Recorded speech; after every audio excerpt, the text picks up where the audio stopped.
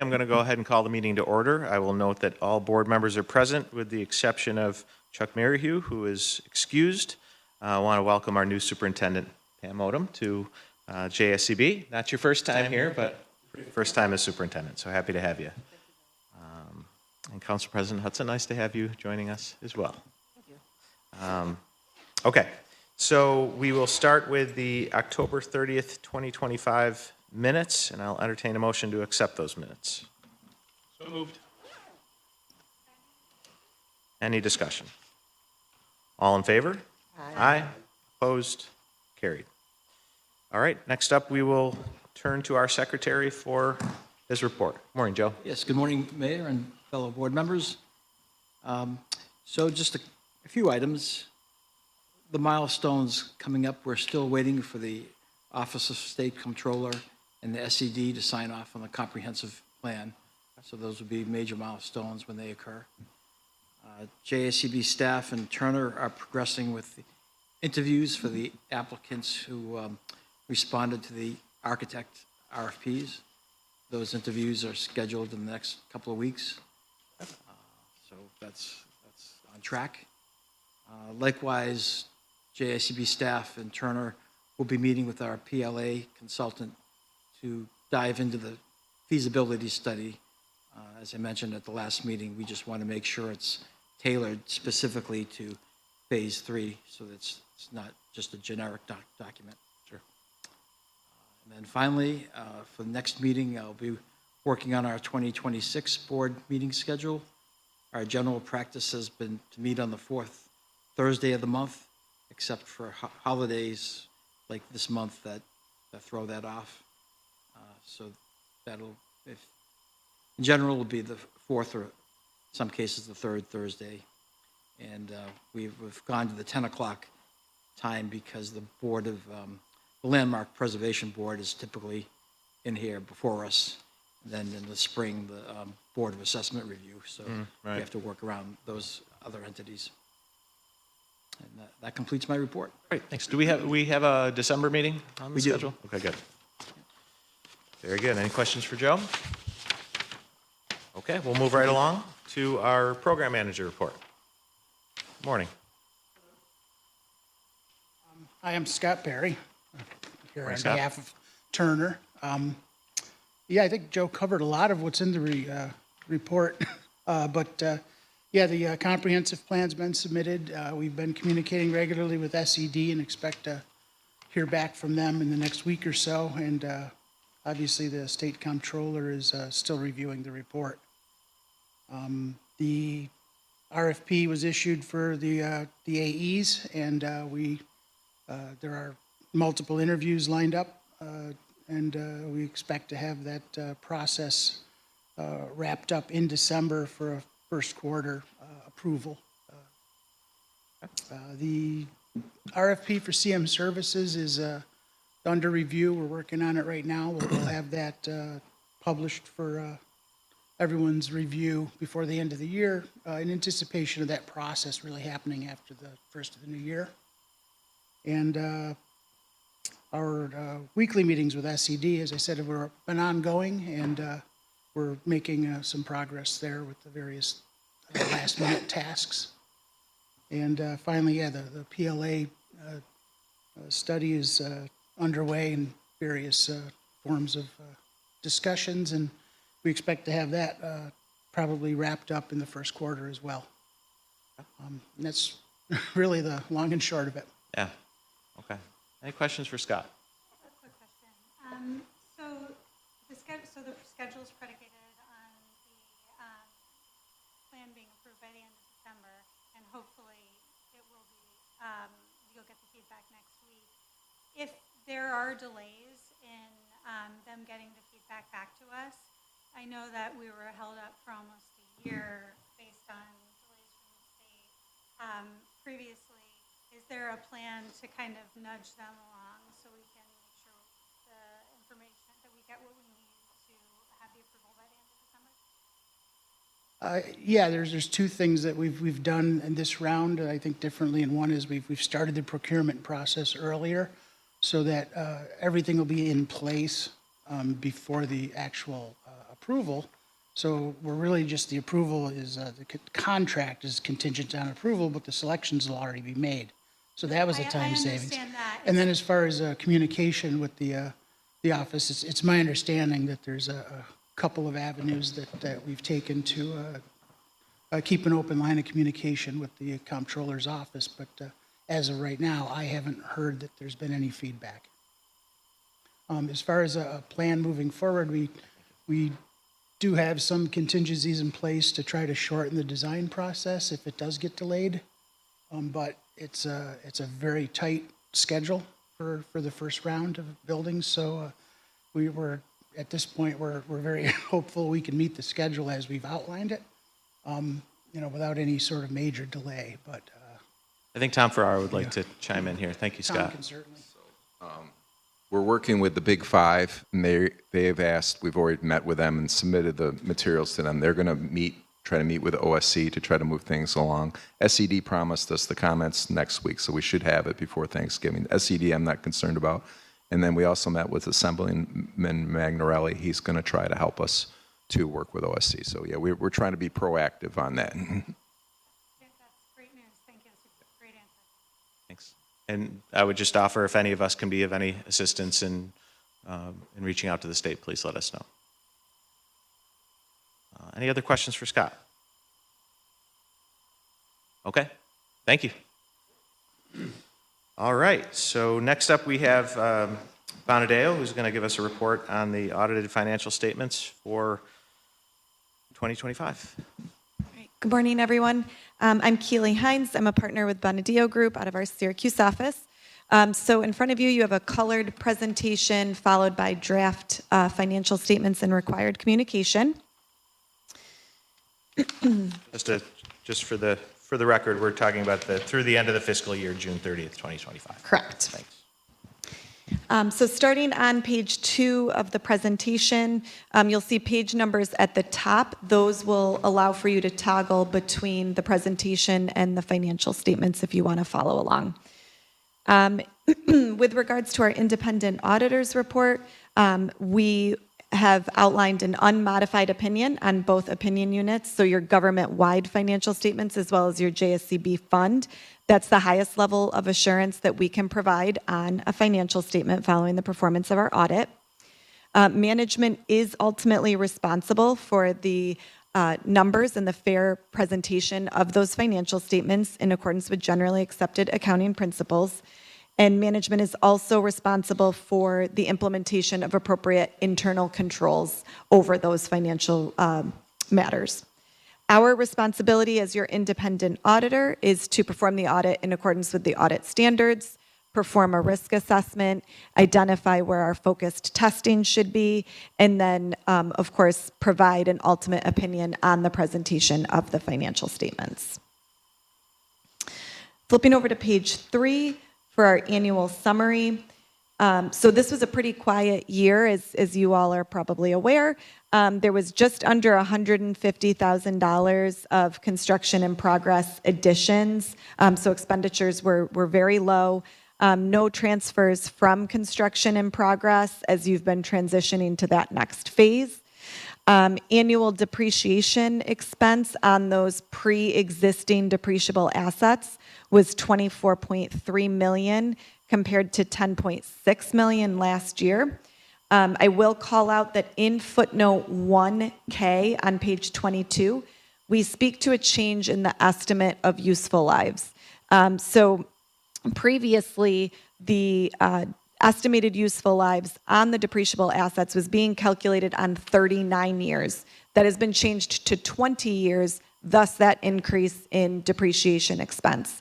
Management determined that that was a more appropriate assessment and expectation for the useful life of those assets. So we evaluated, followed behind, recalculated their adjustment to that estimate, and thus, like I said, the increase in current year depreciation when compared to prior year.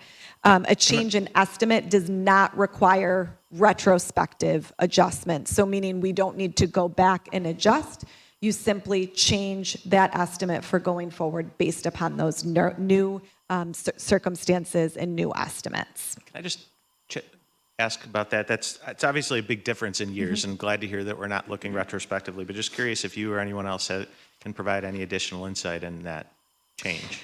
So management simply really felt that 39 years with no additional work, Right. improvements, whatever it may be, would just be not practical. Realistic, yeah. Yeah. So, in taking a look at over the life of JSCB thus far, they felt that based upon the improvements that have made to date, that it was more reasonable to say, okay, as we go forward, we're going to estimate 20 years versus 39. GAAP allows for those judgment calls, partly because even just environmental circumstances, right? Buildings here versus, down south, in terms of weather, that those types of things could differ. So 20 years is definitely still a reasonable number. And what we did was assessed that and recalculated that to make sure that we felt we were picking up in the same place that they are rolling forward with that estimated 20 years. Thank you. No new issuances of long-term debt in the current year. There was a ban issued, so a bond anticipation note for $2 million. So those are current borrowings versus your long-term serial bonds. There was just under $20 million in principal payments made on those pre-existing long-term borrowings. That's in accordance with what the future maturities schedules dictated for payments. And then there's just over $21 million that'll be due in 2026 on those long-term borrowings. In regards to your 2011B series borrowing that matures in 2027, there's an annual requirement for payments to be made to a sinking fund in anticipation of that maturity in 27. JSCB is adhering to that with to date an accumulated $7.9 million in that sinking fund. And the contribution for the current 2025 fiscal year was 3.5. So again, those contributions being made in accordance with what is required. With regards to subsequent events, so meaning anything of significance that's happened since June 30 through what will be our audit report date of today, there was an approval for a renewal of a $2 million ban, and then the approval for an additional $4 million borrowing. Okay, moving on to financial highlights. So again, anybody new to JSCB or looking at a government financial statement, so you have two sets of financial statements that's required by the Government Accounting Standards Board. So page 13 and 15 is your JSCB fund. So that is presented on a modified accrual basis. So there are no long-term assets and no long-term debt. So what that means is your capital assets and your serial bonds will not show up in that financial statement when you purchase or make those improvements on your long-term assets on a modified basis. And on the flip side, any proceeds from a long-term borrowing will be recorded as an inflow or a revenue. So with a recap on revenues and expenses on the modified accrual fund financials, there was an increase in fund balance of just over $3 million. So your revenues exceeded your expenses. Again, much driven by the fact that expenditures were very, very low. The expectation will be as that phase 3 ramps up, that fund balance will decrease and dip into a negative number. So as you continue to incur those short-term borrowings and spend that cash, that fund balance will slowly work its way down to a negative number. Moving on to page 5 of the presentation, referencing you to page 11 and 12 in the financial statements. These are your government-wide, so these are recorded on a full accrual basis. So think of this as recording all of the accounting as any other company would. All of your long-term assets are reflected in the capital asset line. Your long-term liabilities are recorded as long-term debt due and payable.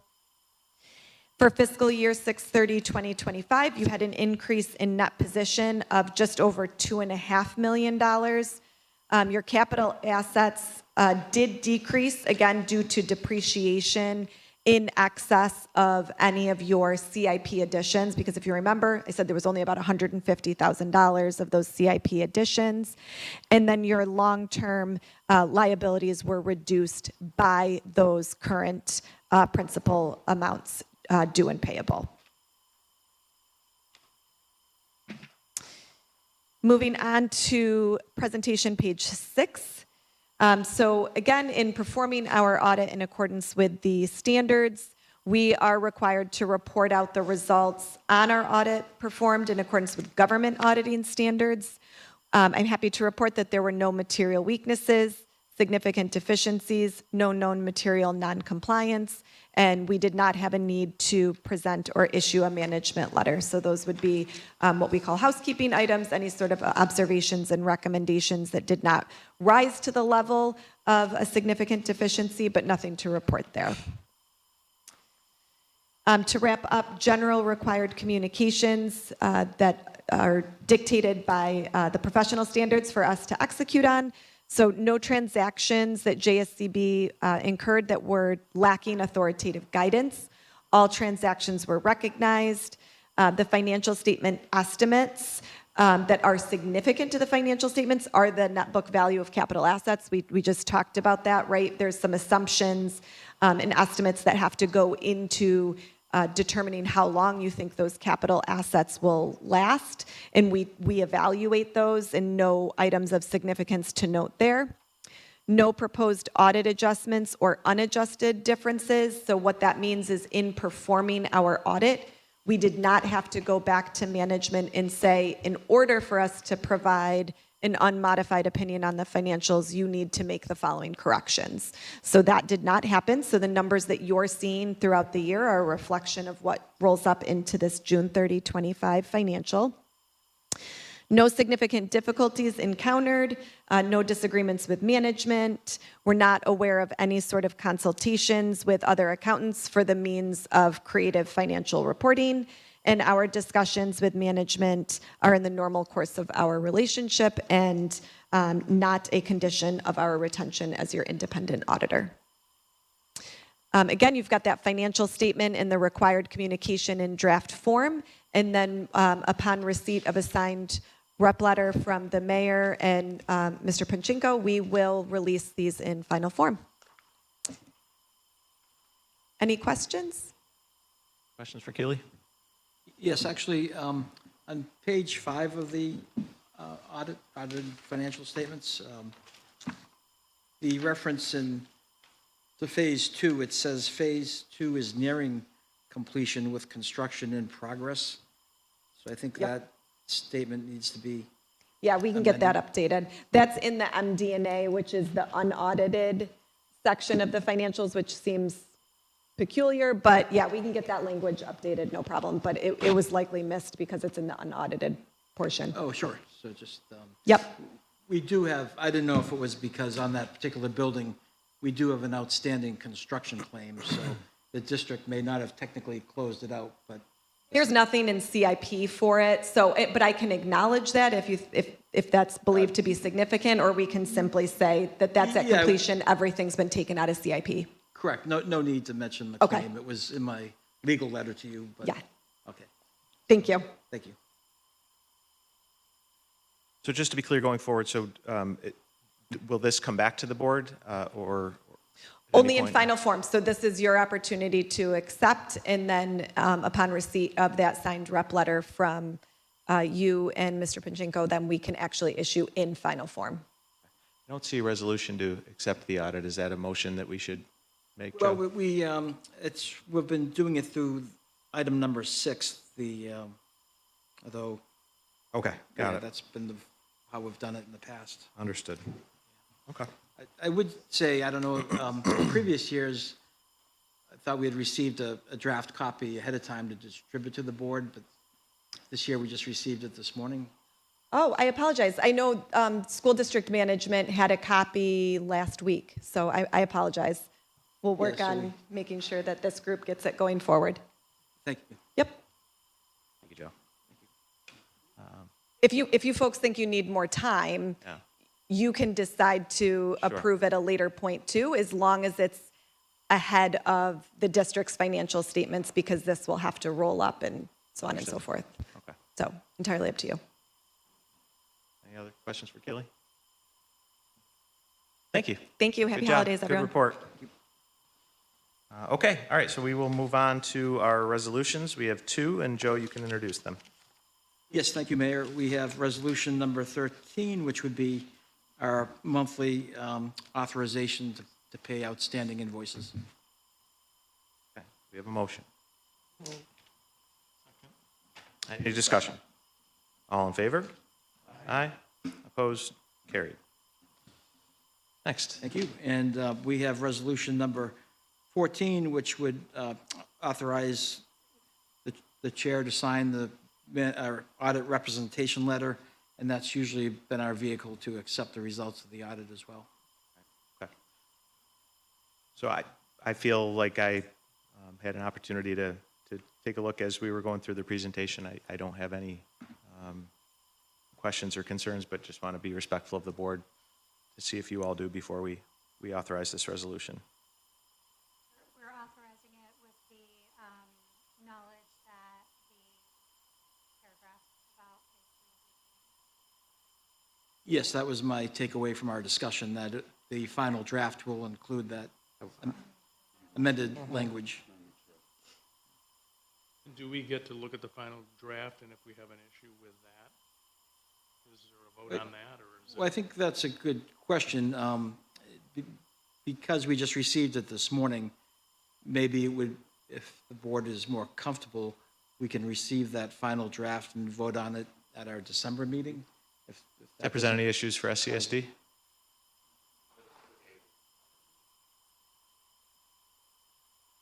Don't have it on, it's third, about a month from now, the third Thursday. Yeah, 18th. It's okay? Better safe than sorry. Yes. Okay. That would be good practice. Good. Okay, all right, so we're going to hold on that one. And Well, this, I think what we'll do is, if you don't mind. Sure. This would authorize you to sign the management letter, which is a separate document. Okay. That's the letter engaging Bondeo for this purpose. yeah, that's an important one. And then we'll have a separate resolution at the Deal. December meeting to approve the audit in its final corrected version. Everybody comfortable with that? Great. All right, so I'll entertain a motion to authorize JACB Chair to execute the audit representation letter in conjunction with the SCSD CFO. Any discussion? All in favor? Aye. Opposed? Carried. Any other business to come before the board? I do not believe so, unless somebody else. Everybody good? Motion to adjourn? Second? All in favor? Aye. Opposed? Meeting's adjourned. Thanks, everybody. Happy Thanksgiving. Same to you.